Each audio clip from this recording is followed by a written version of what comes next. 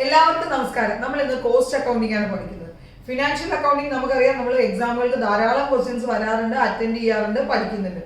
പക്ഷേ പുതിയ അല്ലെങ്കിൽ കഴിഞ്ഞ ദിവസങ്ങളിൽ നടന്ന എക്സാമുകൾ എടുത്ത് നോക്കിയാൽ കോസ്റ്റ് അക്കൗണ്ടിങ്ങിന്റെ ഭാഗത്ത് നിന്ന് വരുന്ന ചോദ്യങ്ങളുടെ എണ്ണം കൂടിക്കൊണ്ടിരിക്കുകയാണ്.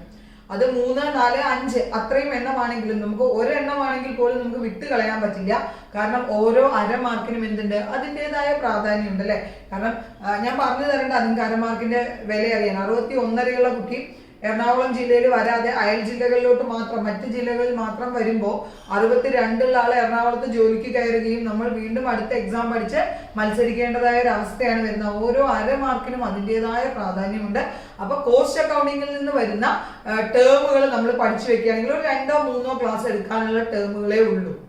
അത്രയും നമ്മൾ പഠിച്ചു വെക്കുകയാണെങ്കിൽ നമുക്ക് ഇനി വരുന്ന എക്സാമുകളിൽ കോസ്റ്റ് അക്കൗണ്ടിങ്ങിന്റെ ഭാഗത്ത് വരുന്ന ഏതൊരു ചോദ്യവും നമുക്ക് എഴുതാനായിട്ട് കഴിയും. നമുക്ക് നോക്കാം എന്താണ് കോസ്റ്റ് അക്കൗണ്ടിങ്, അല്ലെങ്കിൽ കോസ്റ്റ് അക്കൗണ്ടിങ്ങുമായി ബന്ധപ്പെട്ട് പഠിക്കേണ്ട കാര്യങ്ങൾ എന്തൊക്കെയാണെന്ന്.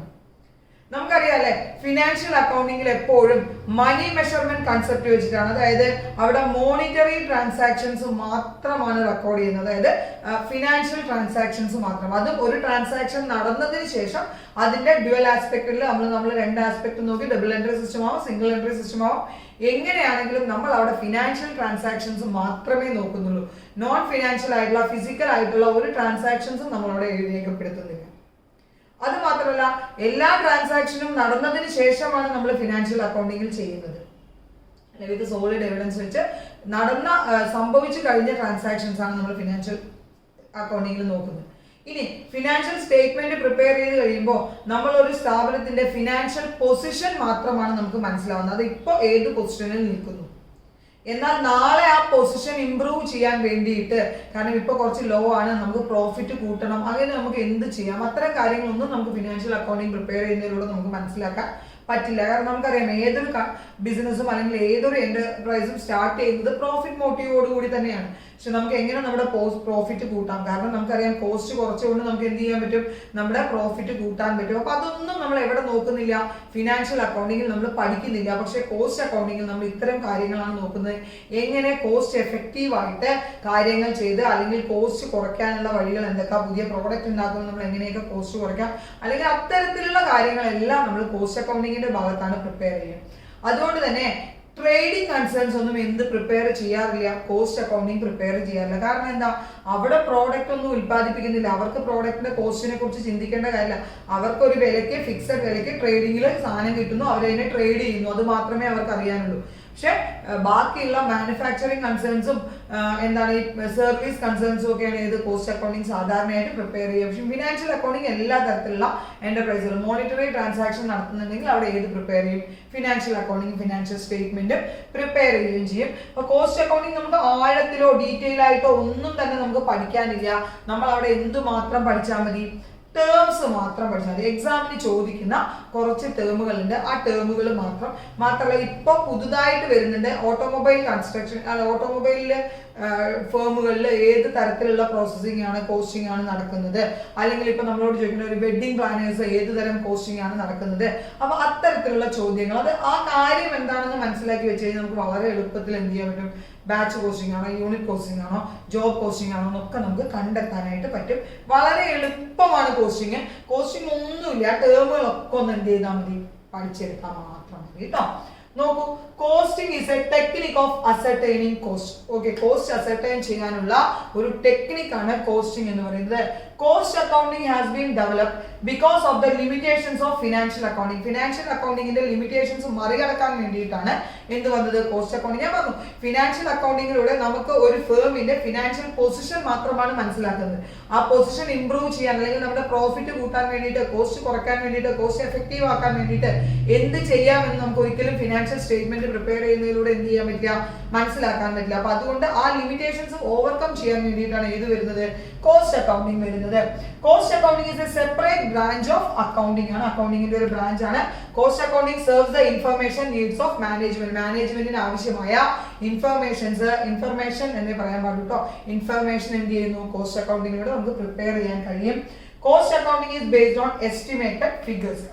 നമുക്കറിയാം ഫിനാൻഷ്യൽ അക്കൗണ്ടിങ്ങിൽ എസ്റ്റിമേറ്റഡ് ഫിഗേഴ്സ് ഇല്ല. ഫിനാൻഷ്യൽ അക്കൗണ്ടിങ്ങിൽ കറക്റ്റ് ആയിട്ടുള്ള ഫിഗേഴ്സേ ഉള്ളൂ.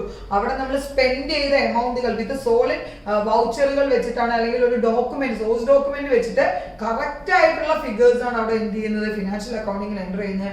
കോസ്റ്റ് അക്കൗണ്ടിങ്ങിൽ എസ്റ്റിമേറ്റഡ് ഫിഗേഴ്സ് ആണ് വെച്ചിട്ടാണ് കാൽക്കുലേഷൻസ് നടത്തുന്നത്. Cost accounting provides the detailed information about the costs of various products, process, services and operations. Okay, cost accounting lode endu cheyunu namukku endumayi bandhappetta information aanu management nu kittunnathu. Cost of various products allengil nammal kodukkunna service aanengil processes, services and operations ivumayi bandhappetta costgalumai bandhappetta information aanu edil labikkunnathu, cost accounting il labikkunnathu. Cost accounting records both monetary and physical units. nammal adana parnathu അവിടെ financial അക്കൗണ്ടിങ്ങിൽ ആകെ monetary units മാത്രം, monetary transactions മാത്രം record ചെയ്യുമ്പോൾ cost അക്കൗണ്ടിങ്ങിൽ physical യൂണിറ്റ്സും കൂടെ നമ്മൾ എന്ത് ചെയ്യാറുണ്ട്, consider ചെയ്യാറുണ്ട്.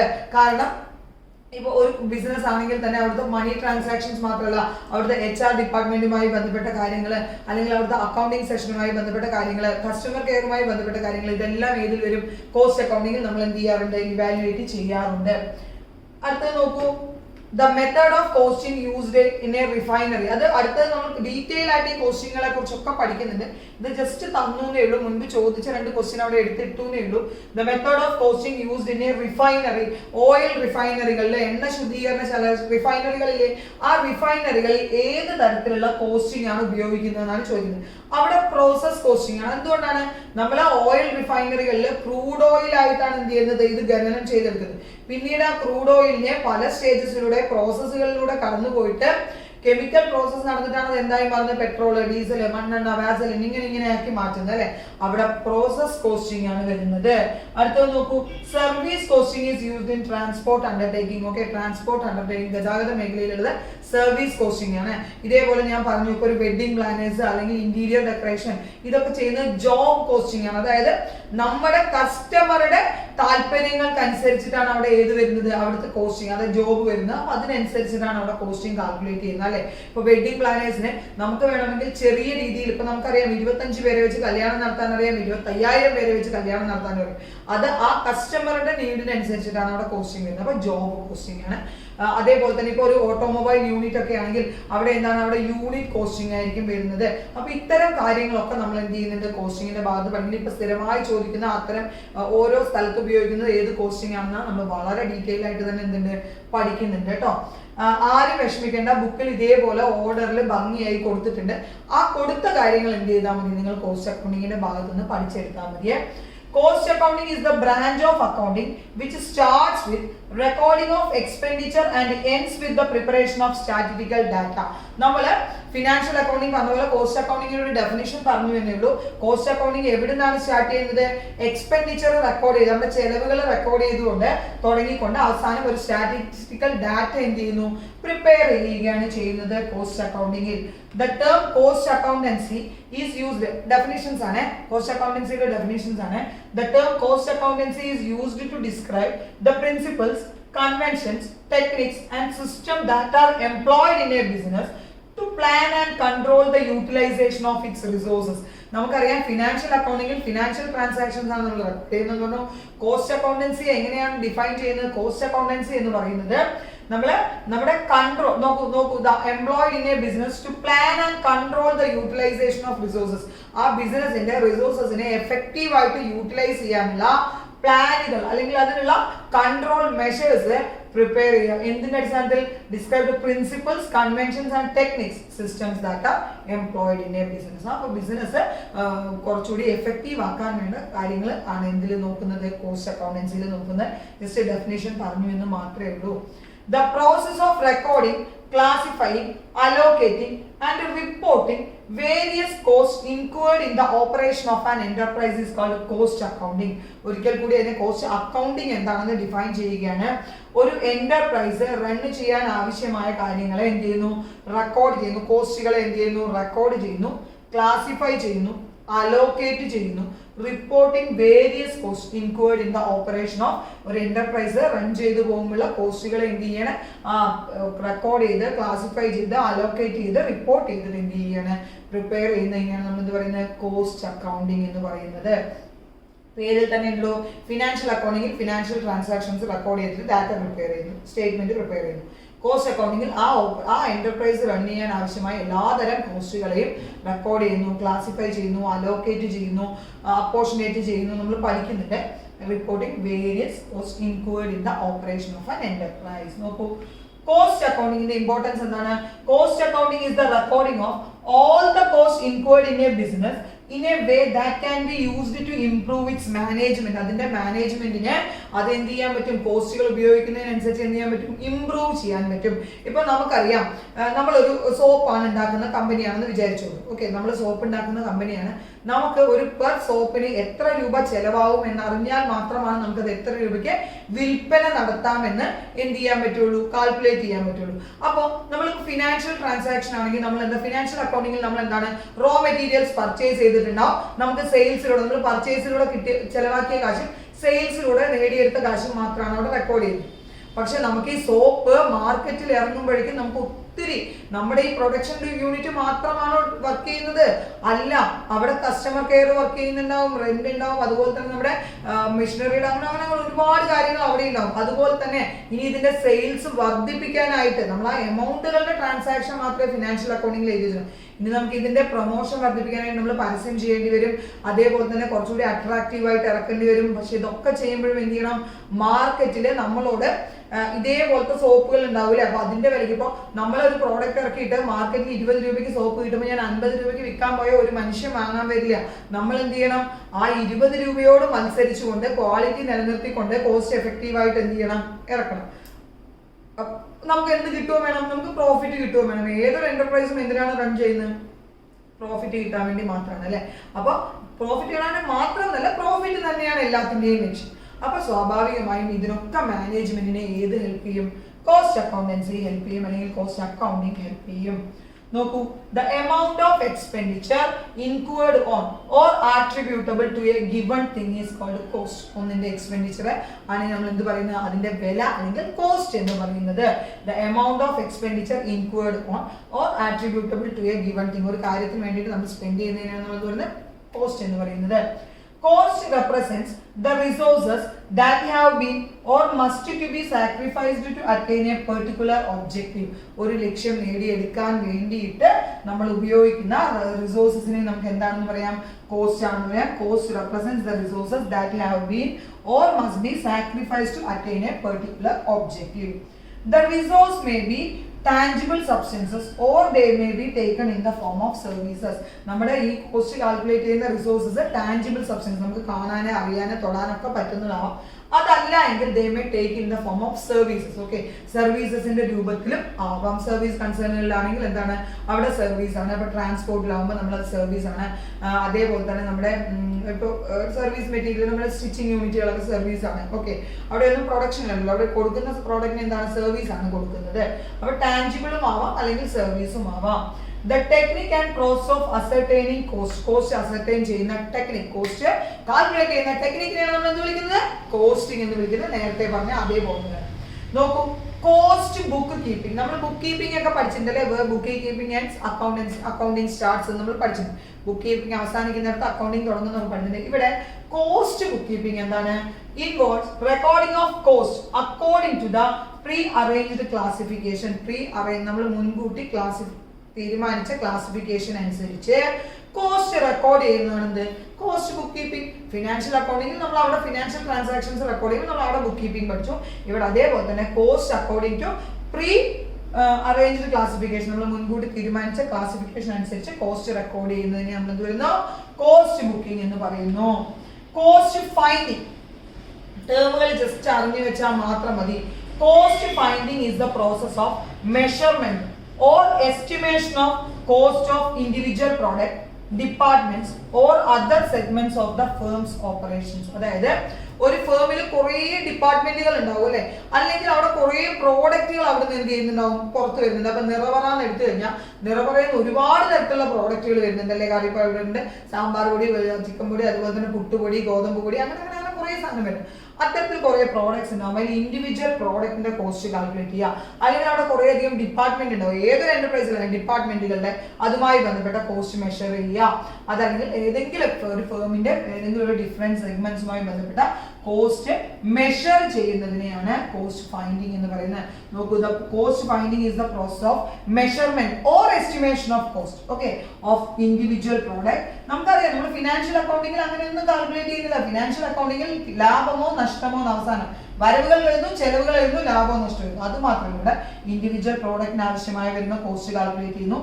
അല്ലെങ്കിൽ ആ ഡിപ്പാർട്ട്മെന്റിന് വരുന്ന ചെലവുകൾ എത്രയാണ് നമ്മൾ കാൽക്കുലേറ്റ് ചെയ്യുന്നു. അല്ലെങ്കിൽ ഏതെങ്കിലും ഫേമിന്റെ ഒരു സെഗ്മെന്റിന് എത്ര ചെലവ് വരും, ആ കോസ്റ്റ് ഒക്കെ മെഷർ ചെയ്യാനായിട്ട് എന്ത് ചെയ്യുന്നു, നോക്കുന്നു.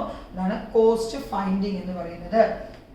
കോസ്റ്റ് അനാലിസിസ്, കിട്ടിയ ഡാറ്റ എന്ത് ചെയ്യണം, അനലൈസ് ചെയ്യണം. Cost analysis involves why cost are out of line and fixation of responsibility for the same. കോസ്റ്റിനെ അനലൈസ് ചെയ്യണം. കാരണം ഒരു ഇൻഡിവിജ്വൽ പ്രോഡക്റ്റിന്റെ കോസ്റ്റ് കിട്ടിക്കഴിഞ്ഞാലാണ് നമുക്ക് ആ ഓരോ പ്രോഡക്റ്റും എത്ര രൂപയ്ക്ക് വിറ്റ് പ്രോഫിറ്റ് നേടാമെന്ന് അറിയാൻ പറ്റൂ.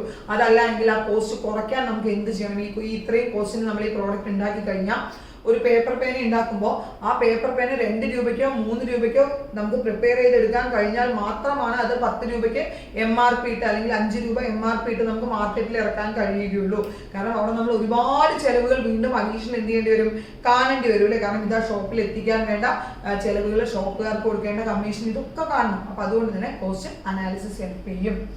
അടുത്ത നോക്കൂ, കോസ്റ്റ് കമ്പാരിസൺ. പേരിൽ തന്നെയുണ്ട് കോസ്റ്റ് കമ്പയർ ചെയ്യുക. കോസ്റ്റ് നമുക്ക് എങ്ങനെ കമ്പയർ ചെയ്യാം, 2 തരത്തിൽ കമ്പയർ ചെയ്യാം. ഞാൻ നേരത്തെ തന്നെ പറഞ്ഞു, നമ്മൾ ഇറക്കുന്ന അതേ പ്രോഡക്റ്റ് മറ്റൊരു ഫേം ഇറക്കുന്നുണ്ടെങ്കിൽ അവരെ വിൽക്കുന്ന വിലയ്ക്ക് നമുക്കറിയാം. അപ്പൊ നമുക്കറിയാം അവർ 20 രൂപയ്ക്ക് വിൽക്കുന്നുണ്ടെങ്കിൽ അവർക്ക് ആ സാധനം 10 രൂപയ്ക്കെങ്കിലും ഉണ്ടാക്കിയെടുക്കാൻ കഴിയുന്നുണ്ടാവും. പക്ഷെ ഞാൻ ഒരിക്കലും ഉണ്ടാക്കുമ്പോൾ നമ്മുടെ കമ്പനിയിൽ അതിന് 15 രൂപയ്ക്കാണ്, നമുക്ക് ഒരിക്കലും 20 രൂപയ്ക്ക് വിൽക്കാൻ പറ്റുന്നില്ല. നമുക്ക് കമ്പയർ ചെയ്യാം. ഇനി മറ്റൊരു തരത്തിൽ കമ്പയർ ചെയ്യാം. 6 മാസം മുന്നേ നമ്മുടെ ഫേമിൽ അത് ഉത്പാദിപ്പിക്കുമ്പോൾ അന്ന് റോ മെറ്റീരിയൽസിന് വില കുറവായിരുന്നു, അല്ലെങ്കിൽ അന്ന് വർക്കേഴ്സിന് കുറെ കൂടി നമുക്ക് നോർത്ത് ഇന്ത്യൻ വർക്കേഴ്സ് ഉണ്ടായിരുന്നുകൊണ്ട് നമുക്ക് കുറേ ബംഗാളികളെ പണിയെടുപ്പിക്കുന്നതുകൊണ്ട് അവിടെ ചെലവ് കുറവായിരുന്നു, കോസ്റ്റ് കുറവായിരുന്നു. ഇപ്പൊ നമുക്ക് കോസ്റ്റ് കൂടുതലാണ്. അല്ലെങ്കിൽ ഡീസലിന്റെ വില കൂടിയുണ്ട്, പെട്രോളിന്റെ വില കൂടിയുണ്ട്, വണ്ടി ചാർജ് കൂടിയുണ്ട്. ഇങ്ങനെ നമുക്ക് എന്ത് ചെയ്യാൻ പറ്റും, നമ്മുടെ ഫേമിന്റെ ഉള്ളിൽ നമുക്കത് കാൽക്കുലേറ്റ് ചെയ്യാനായിട്ട് കഴിയും. നോക്കൂ, cost comparison means the comparison of cost of alternative products, activities, methods or areas in the field of production or distribution. ഏതെങ്കിലും ഒരു തരത്തിൽ നമുക്ക് എന്ത് ചെയ്യാൻ പറ്റും, ഓൾട്ടർനേറ്റീവ് ഇതിനുമായിട്ട് ബന്ധമുള്ള അല്ലെങ്കിൽ ഇതുപോലത്തെ സെയിം പ്രോഡക്റ്റിനെ കമ്പയർ ചെയ്യാം. അല്ലെങ്കിൽ നമുക്ക് എന്ത് ചെയ്യാം, നമ്മുടെ ഫേമിന്റെ ഉള്ളിൽ തന്നെ നമുക്ക് കമ്പാരിസൺ നടത്തുകയും ചെയ്യാം. It involves both inter-firm comparison and intra-firm comparison. അതായത് ഫേമിന്റെ ഉള്ളിൽ തന്നെ നമുക്ക് എന്ത് ചെയ്യാൻ പറ്റും, ഇൻട്രാ-ഫേം കമ്പാരിസൺ നടത്താം, അല്ലെങ്കിൽ ഇന്റർ-ഫേം കമ്പാരിസൺ നടത്താം. 2 ഫേമുകൾ ഒരേ പ്രോഡക്റ്റ് ഉത്പാദിപ്പിക്കുന്ന ഫേമുകളുടെ കോസ്റ്റുകൾ തമ്മിൽ കമ്പാരിസൺ നടത്താം. നമുക്കറിയാം മാർക്കറ്റിൽ ഒരുപാട് പ്രോഡക്റ്റിന് എന്ത് നിൽക്കുന്നുണ്ട്, ഇതുപോലത്തെ മത്സരങ്ങൾ ഉണ്ട് അല്ലെ. ഇപ്പൊ നമ്മളൊരു കറി പൗഡർ വാങ്ങാൻ പോയി കഴിഞ്ഞാൽ, അല്ലെങ്കിൽ ഒരു ആട്ട വാങ്ങാൻ പോയി കഴിഞ്ഞാൽ നമുക്ക് എത്ര ബ്രാൻഡുകൾ കിട്ടും. നമ്മൾ എപ്പോഴും ശ്രദ്ധിച്ചാൽ മനസ്സിലാവും, ഓൾമോസ്റ്റ് എല്ലാ ബ്രാൻഡിന്റെയും റേറ്റ് ഏകദേശം ഒരേ ഈക്വൽ ആയിരിക്കും. വലിയ വേരിയേഷൻ ഒന്നും ഉണ്ടാവില്ല. 2 രൂപ 3 രൂപയുടെ ഡിഫറൻസ് മാത്രമായിരിക്കും തരും. ഓക്കെ, അല്ലെങ്കിൽ അതിന് അത്രയും ബ്രാൻഡ് വാല്യൂ ഉള്ളതായിരിക്കും. ഇപ്പൊ നമ്മള് പിയേഴ്സിന്റെ സോപ്പ് വാങ്ങാൻ പോകുമ്പോൾ പിയേഴ്സിന് 45 ആണെങ്കിൽ പിയേഴ്സിന്റെ തന്നെ സെയിം എല്ലാ ക്വാളിറ്റിയും അതുപോലെയൊക്കെയുള്ള ചിലപ്പോൾ നമുക്ക് 25 നാട്ടിൽ കിട്ടാനുണ്ടാവും. കാരണം എന്താണ്, അവിടെ അഡ്വർടൈസ്മെന്റിന്, ബ്രാൻഡിങ്ങിന്, അതിന്റെ കൊടുക്കുന്ന, ഇപ്പൊ നമുക്കറിയാം കരീന അല്ലെങ്കിൽ അത്രയും കത്രീന കൈഫ് അവരൊക്കെ ആയിരിക്കും മോഡലായിട്ട് വരും. അപ്പൊ അവർക്ക് അതിനു വേണ്ടി കൊടുക്കുന്ന ആ ഒരു എക്സ്പെൻസ് എല്ലാം അവർ ആരിൽ ഈടാക്കുന്നത്, ഈ കോസ്റ്റിൽ തന്നെയാണ് എന്ത് ചെയ്യുന്നത്, അവരതൊക്കെ കാൽക്കുലേറ്റ് ചെയ്തിട്ടാണ് അവരുടെ വില ഫിക്സ് ചെയ്യുന്നത്. നാട്ടിൽ അതൊന്നും വേണ്ട, വളരെ ചെറിയൊരു സാധാ സിമ്പിൾ കവറിലാണെങ്കിൽ ഒരുപക്ഷെ എന്ത് ചെയ്യും, അവർക്ക് കോസ്റ്റ് വളരെ കുറയ്ക്കാൻ പറ്റും. ഓക്കെ, അപ്പൊ അത് കോസ്റ്റ് കമ്പാരിസൺ എന്ത് ചെയ്യാൻ പറ്റും, ഹെൽപ്പ് ചെയ്യുന്നു എന്ന് കോസ്റ്റ് അക്കൗണ്ടിങ്. ഇനിയാണ് നമ്മള് ഡിഫറെന്റ് ടൈപ്സ് ഓഫ് കോസ്റ്റുകളെ കുറിച്ച് പഠിക്കുന്നത്. സങ്ക് കോസ്റ്റും ഹിസ്റ്റോറിക്കൽ കോസ്റ്റും ഒക്കെ എക്സാമിന് വളരെ വന്നതാണ്. പഠിച്ചു നോക്കാം. നോക്കൂ, ഹിസ്റ്റോറിക്കൽ കോസ്റ്റ്, ഹിസ്റ്ററി എന്ന് പറഞ്ഞാൽ തന്നെ പഴയതാണ്. അപ്പൊ അതായത് ഹിസ്റ്റോറിക്കൽ കോസ്റ്റ് ഇത്രയേ ഉള്ളൂ, ഒരു കാര്യത്തിന് വേണ്ടി നമ്മൾ ചെലവഴിച്ചതിന് ശേഷമാണ് ആ കോസ്റ്റ് എന്ത് ചെയ്യുന്നത്, നമ്മൾ റെക്കോർഡ് ചെയ്യുന്നത്. ഹിസ്റ്റോറിക്കൽ കോസ്റ്റ് പോസ്റ്റ്മോർട്ടം കോസ്റ്റ് എന്നറിയപ്പെടുന്നു. നമുക്കറിയാലോ, ഒരാൾ മരിച്ചതിന് ശേഷമാണ് അവിടെ എന്ത് സംഭവിക്കുക, പോസ്റ്റ്മോർട്ടം ചെയ്യുന്നത് അല്ലെ, പോസ്റ്റ്മോർട്ടം കോസ്റ്റ്. ഓക്കെ, എന്താണ് postmortem cost? Historical cost are postmortem cost which are collected after they have been incurred. അവ ഇൻക്വേർഡ് അല്ലെങ്കിൽ അവ ചെലവഴിച്ച് സ്പെൻഡ് ചെയ്തതിന് ശേഷമാണ് നമ്മൾ എന്ത് ചെയ്യുന്നത്, ആ കോസ്റ്റുകൾ റെക്കോർഡ് ചെയ്യുന്നത് ഹിസ്റ്റോറിക്കൽ കോസ്റ്റ് എന്ന് പറയുന്നത്. നമ്മളെ സങ്ക് കോസ്റ്റുമായിട്ട് മാറിപ്പോയിട്ട് സങ്ക് കോസ്റ്റ് പഠിക്കുന്നത് ഞാൻ പറഞ്ഞുതരാം വ്യത്യാസം. ഓക്കെ, അപ്പൊ historical cost are postmortem cost which are collected after they have been included. ചെലവായതിനു ശേഷം, സ്പെൻഡ് ചെയ്തതിന് ശേഷമാണ് നമ്മൾ എന്ത് ചെയ്യുന്നത്, അത് റെക്കോർഡ് ചെയ്യുന്നത്. ഇൻക്ലൂഡ് പറഞ്ഞാൽ ഇത്രയേ ഉള്ളൂ കേട്ടോ പിള്ളേരെ, ഉണ്ടായത്, അതായത് സംഭവിച്ചു കഴിഞ്ഞതിന് ശേഷം, അതായത് ആ ചെലവാക്കി കഴിഞ്ഞതിന് ശേഷം നമ്മൾ അത് എന്ത് ചെയ്യുന്നു, റെക്കോർഡ് ചെയ്യുന്നു.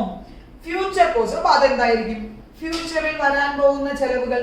Future cost is cost expected to be incurred at a later date. പിന്നീട് വരാൻ പോകുന്ന ചെലവുകളെയാണ് നമ്മൾ എന്ത് പറയുന്നത്, ഫ്യൂച്ചർ കോസ്റ്റ് എന്ന് പറയുന്നത്. അതായത് നമ്മൾ അടുത്ത വർഷം പുതിയൊരു പ്രോഡക്റ്റ് ലോഞ്ച് ചെയ്യുമ്പോൾ നമുക്ക് ഇത്രയും വേണ്ടി വരും, അല്ലെങ്കിൽ നമ്മൾ അടുത്ത വർഷം ഈ മെഷീനറി മാറ്റി പുതിയ ടെക്നോളജിയിലേക്ക് റീപ്ലേസ് ചെയ്യുമ്പോൾ നമുക്ക് ഇത്രയും വേണ്ടി വരും, അല്ലെങ്കിൽ നമ്മുടെ ബിൽഡിങ്ങിൽ നമ്മൾ വൈറ്റ് വാഷ് ചെയ്യുമ്പോൾ നമുക്ക് ഇത്രയും, അതായത് ഫ്യൂച്ചറിൽ വരാൻ പോകുന്ന കോസ്റ്റുകളാണ്. ഓക്കെ, അതുകൊണ്ടാണ് ഞാൻ പറഞ്ഞത് ഫിനാൻഷ്യൽ അക്കൗണ്ടിങ്ങും കോസ്റ്റ് അക്കൗണ്ടിങ്ങും നമ്മൾ വ്യത്യാസം. ഫിനാൻഷ്യൽ അക്കൗണ്ടിങ്ങിൽ അങ്ങനെയൊന്നുമില്ല, ഫ്യൂച്ചറിൽ നമ്മൾ ചെലവാക്കുന്നുണ്ടോന്ന് നമ്മൾ ഒരിക്കലും എന്ത് ചെയ്യാറില്ല, ബാലൻസ് ഷീറ്റിൽ എഴുതി വെക്കാറില്ലല്ലോ. പക്ഷെ എന്താണ് നമ്മുടെ കോസ്റ്റ് അക്കൗണ്ടിങ്ങിൽ ഫ്യൂച്ചർ കോസ്റ്റ് എന്ന് പറയുന്നത് ഇത്രയേ ഉള്ളൂ.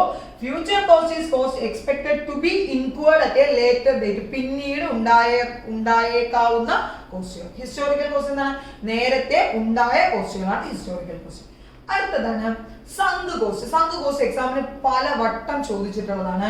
Sunk cost is past cost not taken into account in decision making. Sunk കോസ്റ്റും പാസ്റ്റ് കോസ്റ്റ് തന്നെയാണ്, അതായത് മുന്നേ ചെലവാക്കി കഴിഞ്ഞത് തന്നെയാണ്. പക്ഷെ അവിടുത്തെ പ്രത്യേകത എന്താണ്, not taken into account in decision making. പിന്നീട് നമ്മുടെ മാനേജ്മെന്റിന് ഒരു തീരുമാനം എടുക്കുമ്പോഴും ഈ സങ്ക് കോസ്റ്റിന്റെ ആവശ്യം വരില്ല. ഓക്കെ, വളരെ നല്ലൊരു എക്സാമ്പിൾ ഞാൻ പറഞ്ഞുതരാം. അതായത് നമ്മൾ റെന്റ് ആയിട്ട് നമ്മുടെ ഒരു ബിൽഡിങ്ങിന് നമ്മൾ റെന്റ് കൊടുക്കുകയാണ്. ഓക്കെ, ഇപ്പൊ ഒരു ചെറിയ ഓഫീസിലാണ്, ബിൽഡിങ്ങിലാണ് വർക്ക് ചെയ്യുന്നത്. നമ്മളൊരു 10,000 റുപ്പീസ് വെച്ചിട്ടാണ് മന്ത്ലി എന്ത് ചെയ്യുന്നത്, നമ്മുടെ ബിസിനസ് റൺ ചെയ്യാൻ വേണ്ടി നമ്മൾ വാടക കൊടുത്തോണ്ടിരുന്നത്. ഒരു വർഷം ഞാൻ വാടക കൊടുത്തു, 1,20,000 രൂപ റെന്റ് കൊടുത്തു. ഇപ്പൊ നമ്മൾ പുതിയൊരു ബിൽഡിങ്ങിലാണ് വർക്ക് ചെയ്യുന്നത്. പുതിയൊരു ബിൽഡിങ്ങിൽ, വലിയ സ്വന്തം ബിൽഡിങ്ങിലോ അല്ലെങ്കിൽ വേറൊരു ബിൽഡിങ്ങിലാണ് വർക്ക് ചെയ്യുന്നത്.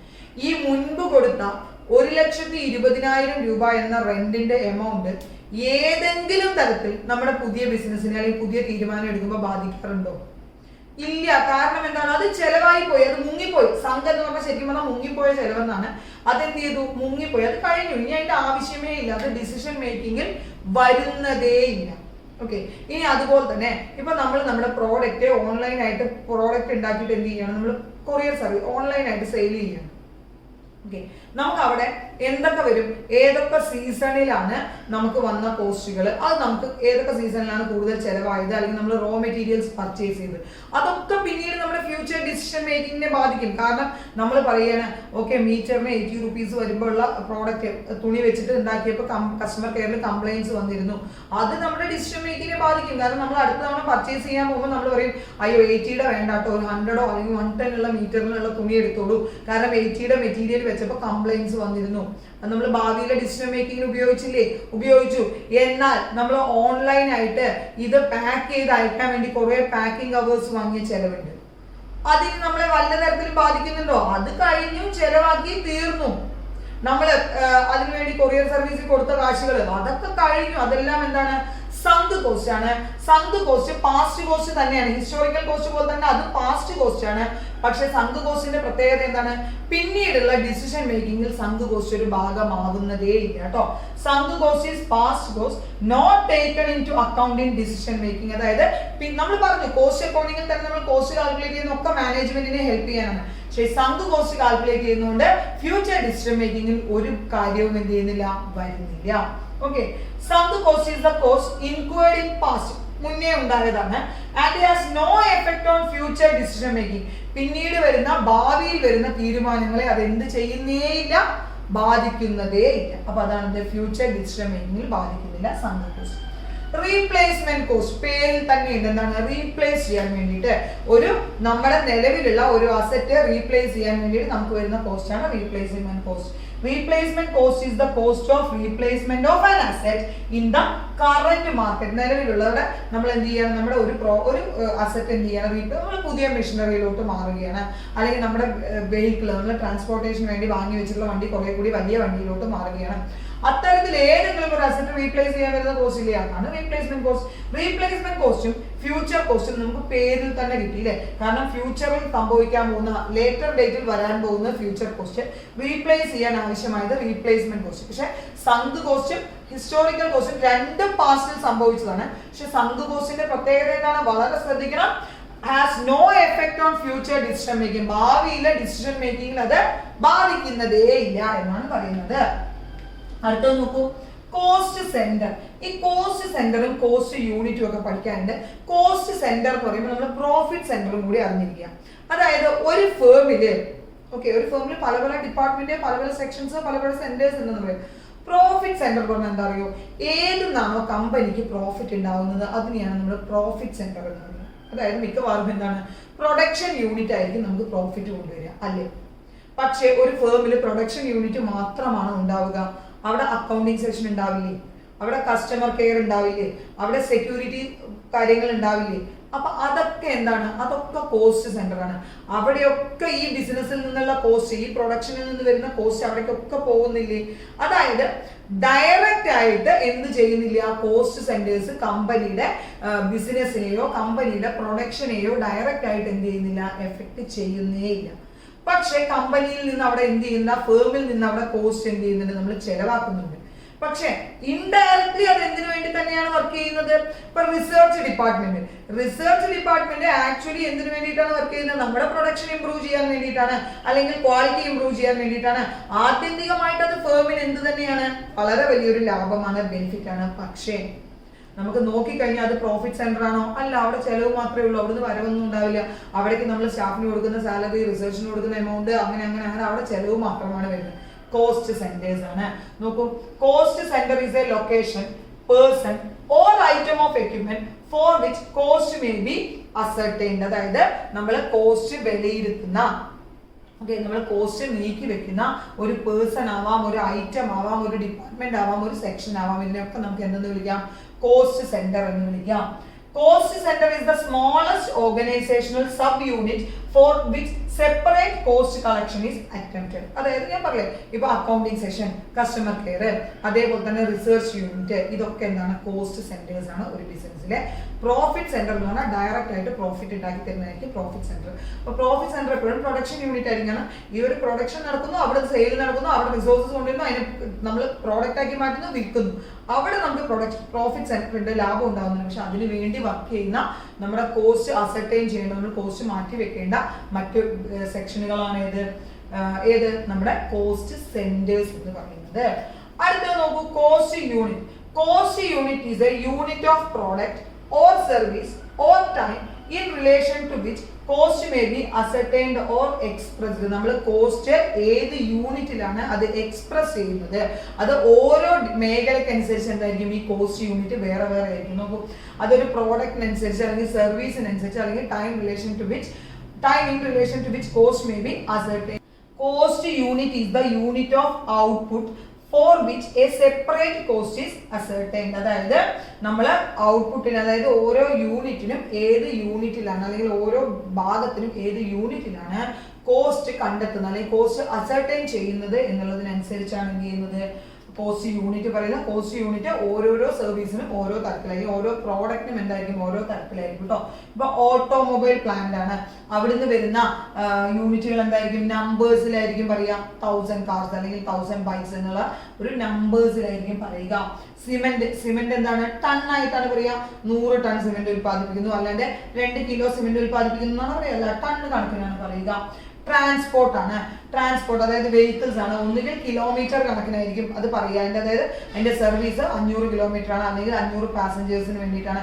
ഒന്നുകിൽ പാസഞ്ചേഴ്സിന്റെ നമ്പർ ആയിരിക്കും കോസ്റ്റ് യൂണിറ്റ് ആയിട്ട് കാൽക്കുലേറ്റ് ചെയ്യുന്നത്, അല്ലെങ്കിൽ എന്താണ്, കിലോമീറ്റർ ആണ്. അപ്പൊ കോസ്റ്റ് യൂണിറ്റ് എന്താണ് കണ്ടോ, is A unit of product or service. Cost unit എന്ന് പറയുന്നത് ഓരോ എന്റർപ്രൈസിൽ നിന്ന് വരുന്ന പ്രോഡക്റ്റിനെ എക്സ്പ്രസ് ചെയ്യാൻ വേണ്ടിയിട്ട്, അസർട്ടൈൻ ചെയ്യാൻ വേണ്ടിയിട്ട് നമ്മൾ കൊടുക്കുന്ന യൂണിറ്റ് ആണ്. അത് ഓരോ ഫേമിനനുസരിച്ച് എന്തുണ്ടാവും, ആ ഫേം നൽകുന്ന പ്രോഡക്റ്റിനനുസരിച്ച് അല്ലെങ്കിൽ അല്ലെങ്കിൽ ഫേം സർവീസിനനുസരിച്ച് വ്യത്യാസം ഉണ്ടാവും. ഇപ്പൊ ഓട്ടോമൊബൈൽ ആണെങ്കിൽ അവിടെ നിന്നുള്ള പ്രോഡക്റ്റുകൾ നമ്പേഴ്സിലാണ് പറയുന്നത്, സിമെന്റ് പോലുള്ള കാര്യങ്ങളാണെങ്കിൽ ടൺ ആണ് പറയുന്നത്, ട്രാൻസ്പോർട്ട് ആണെങ്കിൽ പാസഞ്ചേഴ്സ് അല്ലെങ്കിൽ അതിന്റെ കിലോമീറ്ററിനാണ് പറയുന്നത്, ഫർണിച്ചർ ആണെങ്കിൽ ഈച്ച് ഫർണിച്ചർ ഈച്ച് ഇൻഡിവിജ്വൽ ആർട്ടിക്കിളിനെയാണ് പറയുന്നത്, നഴ്സിംഗ് ഹോം ഒരു ഹോസ്പിറ്റൽ ആണെങ്കിൽ അല്ലെങ്കിൽ അവിടുത്തെ രോഗികളുടെ എണ്ണത്തിന് അല്ലെങ്കിൽ ബെഡിന്റെ എണ്ണം, നമ്മൾ കിടക്കകളുടെ ഹോസ്പിറ്റലിന്റെ ഫെസിലിറ്റി ഒക്കെ പറയുമ്പോൾ എന്താ പറയാ 500 കിടക്കകളുണ്ട് അങ്ങനെയാണ് പറയാറ്. ഓക്കെ, അല്ലാണ്ട് 50 ഡോക്ടർ ഉണ്ടെന്നല്ല പറയാം, ഇവിടെ 500 കിടക്കകളുണ്ട്, 500 ബെഡ് ഉണ്ട്, നഴ്സിംഗ് ഹോം ആണ്, 50 ബെഡുള്ള നഴ്സിംഗ് ഹോം ആണെന്നാണ് പറയാറ്. നഴ്സിംഗ് ഹോം പെർ ബെഡ് അല്ലെങ്കിൽ പെർ ഡേ ഒക്കെയാണ് കാൽക്കുലേറ്റ് ചെയ്യുക. ഒരു ദിവസത്തിന് അവിടുത്തെ കോസ്റ്റ് എങ്ങനെ കാൽക്കുലേറ്റ് ചെയ്യുക, ഒന്നുകിൽ ഒരു ദിവസത്തിന് അല്ലെങ്കിൽ ഒരു ബെഡിന് എത്ര എന്നുള്ള രീതിക്കാണ് എന്ത് ചെയ്യുക, നമ്മൾ ബില്ല് അടയ്ക്കുമ്പോഴും അങ്ങനെയാണോ. ഓക്കെ, അത് നോക്കൂ. അടുത്ത അപ്പൊ ഇവിടെയൊക്കെ കോസ്റ്റ് എന്താണ്, ഓരോ ഇവിടെ ഇത്രയേ ഉള്ളൂ, കോസ്റ്റ് യൂണിറ്റ് ഇത്രയേ ഉള്ളൂ, ഓരോ ഫേമിൽ നിന്നും വരുന്ന അല്ലെങ്കിൽ ഓരോ എന്റർപ്രൈസിൽ നിന്ന് വരുന്ന പ്രോഡക്റ്റിന് അല്ലെങ്കിൽ എന്താണ് അവിടുത്തെ വരുന്ന സർവീസിനനുസരിച്ചാണ് കോസ്റ്റ് യൂണിറ്റ് എക്സ്പ്രസ് ചെയ്യുന്നത് എന്ന് ഓർത്ത് വെക്കുക. അപ്പൊ നമ്മള് വീണ്ടും കോസ്റ്റുകളെ കുറിച്ച് അപ്പൊ ഓപ്പർച്യൂണിറ്റി കോസ്റ്റ് പഠിച്ചിരുന്നില്ല, നമ്മൾ സങ്ക് കോസ്റ്റ് പഠിച്ചു, പാസ്റ്റിൽ നടന്നതാണ്, ഫ്യൂച്ചർ ഡിസിഷൻ മേക്കിംഗിൽ ഒരു എഫക്റ്റീവ് ഇല്ല. ഹിസ്റ്റോറിക്കൽ കോസ്റ്റ് പോസ്റ്റ്മോർട്ടം കോസ്റ്റ് ആണ്, അത് പാസ്റ്റിൽ ഇൻക്വേർഡ് ആണ്, പാസ്റ്റിൽ ഉണ്ടായ കോസ്റ്റുകളാണ് ഹിസ്റ്റോറിക്കൽ കോസ്റ്റ്.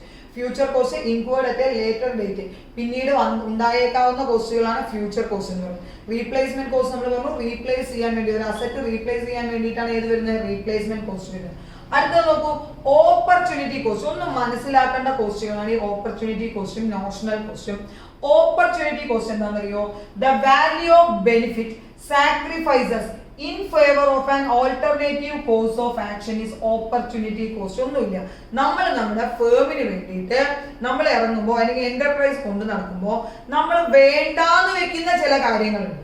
ഓക്കെ, അതായത് സാക്രിഫൈസ് ചെയ്യുന്ന ചില ബെനിഫിറ്റുകളുണ്ട്. നോക്കൂ, the value of benefit sacrifices in favour of an alternative course of action. Okay, മറ്റൊന്നിന് വേണ്ടിയിട്ട് നമ്മൾ വേണ്ടാന്ന് വെച്ച ചില കാര്യങ്ങൾ.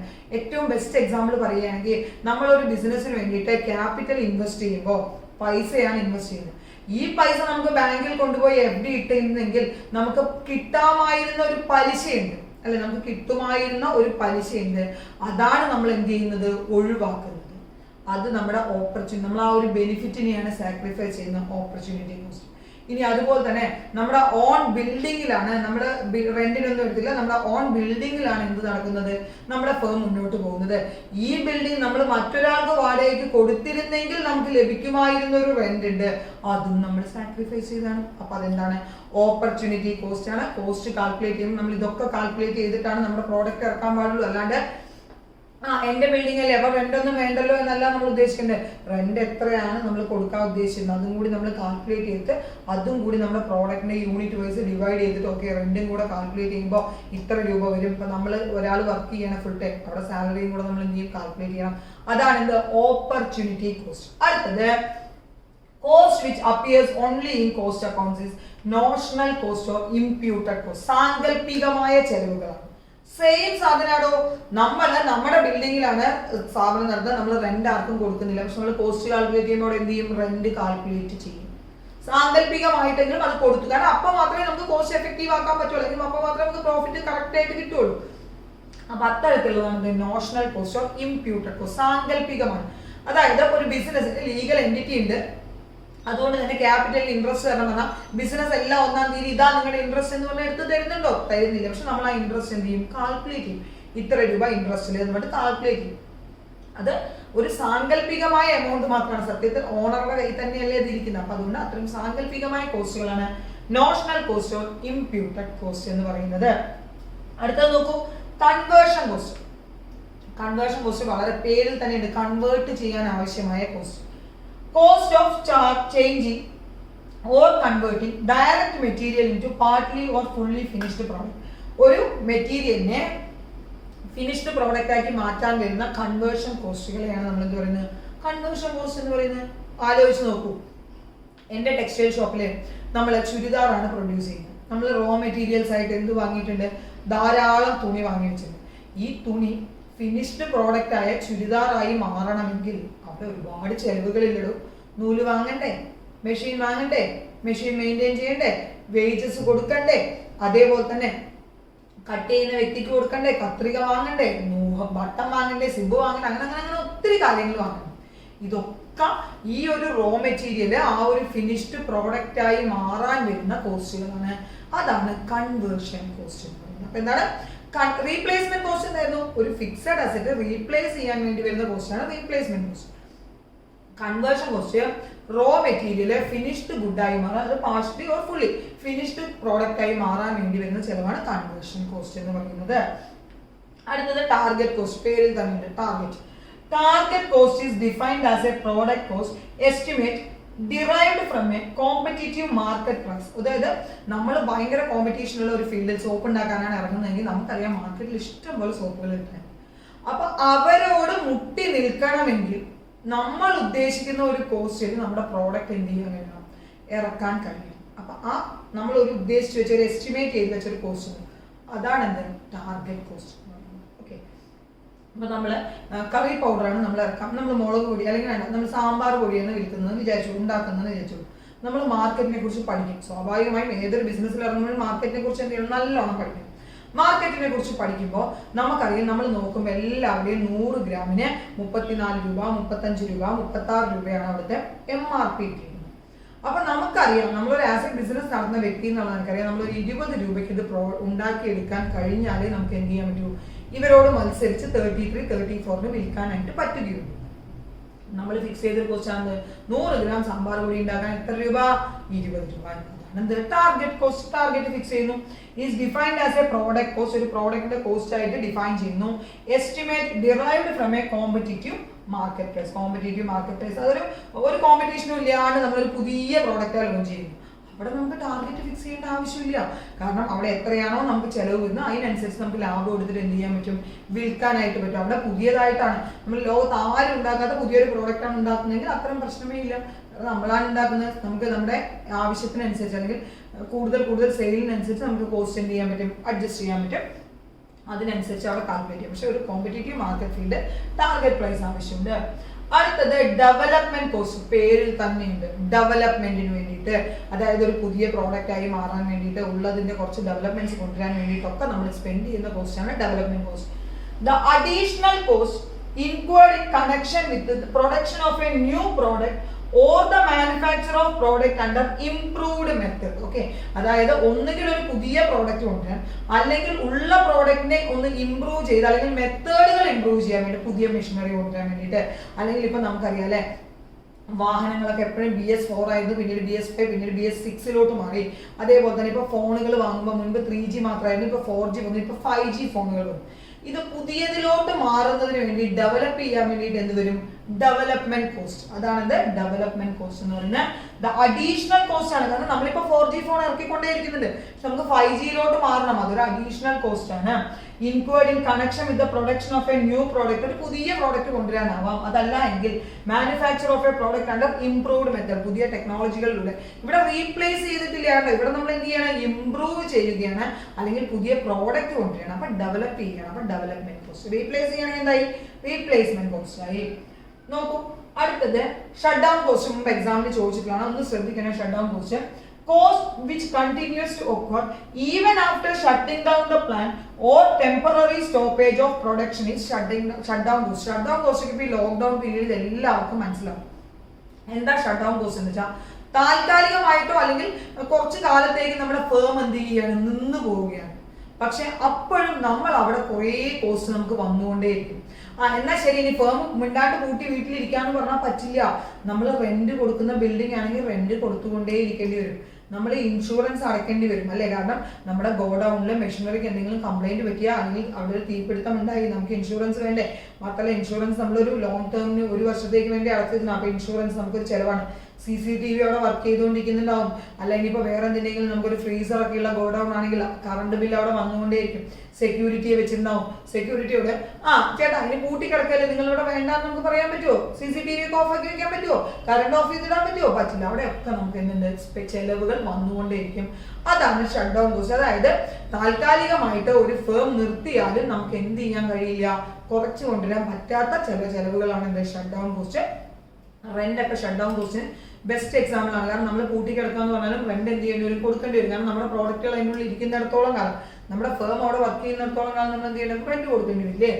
cost which continues to occur even after shutting down the plant or temporary stoppage of production. ഒന്നുകിൽ നമ്മളെ പൂട്ടിക്കിടക്കാൻ താൽക്കാലികമായിട്ട് ബിസിനസ് നിർത്തി ലോക്ക്ഡൌൺ പീരീഡ് ആലോചിച്ചാൽ അപ്പോഴും വരുന്ന ചെലവുകളാണ് ഷട്ട് ഡൗൺ കോസ്റ്റ് എന്ന് പറയുന്നത്. നോക്കൂ, അടുത്തതാണ് marginal cost. Additional cost incurred for the production of an additional unit is marginal cost. Marginal cost മനസ്സിലാക്കാൻ ഒന്ന് ശ്രദ്ധിച്ചാൽ മതി.